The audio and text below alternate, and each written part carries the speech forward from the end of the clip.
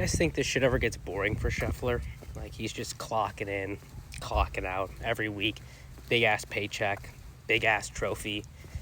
It's got to get old, right? Anytime this guy wins, it just continues to trigger the blades versus cavity backs debate in my head. And my goal is not really to settle that debate, but I think there are a lot of things to consider, so let's run through it. Now, looking at some of the best players in the world in terms of strokes gained approach, it's actually pretty evenly split between blades and cavity backs. But when I think about the two most notably incredible ball strikers of my lifetime at least, I think of Tiger Woods and Scotty Timothy Scheffler, who of course both play P7 TWs. And there is just so much irony in this, considering the fact that everybody thinks if you don't play a CB, you are a complete idiot, you need the forgiveness. I would make the argument, if you force these guys to use CBs, at least in their short clubs, they would be worse because of it. And I say this because when you think about golf equipment, there is always gives and takes between more and less forgiving clubs. And a great thing to relate this back to is wedges. Think about a Vokey K-Grind, for example. This is usually touted as their most forgiving option. And here's a T-Grind, which is usually thought of as their least forgiving option. And generally speaking, that may be true. But imagine trying to hit this shot with the more forgiving option.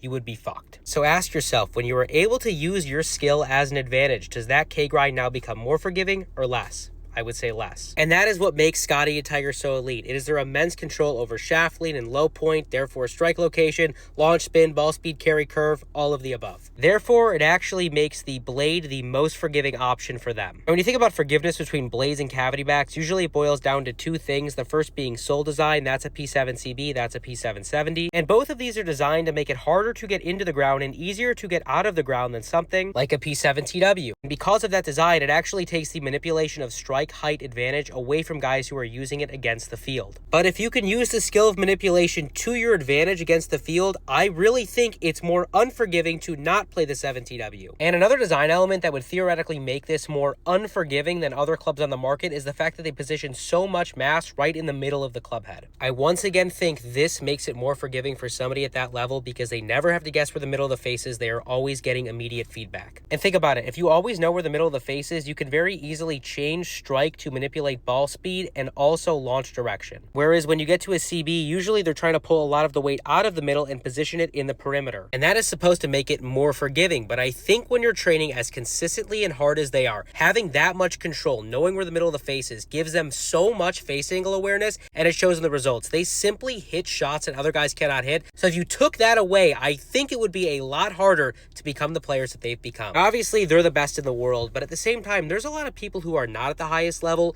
who actually play better when they have better awareness. And for them, I think they've been shamed into playing CBs, but there's certainly an argument to be made that a blade would be a better option.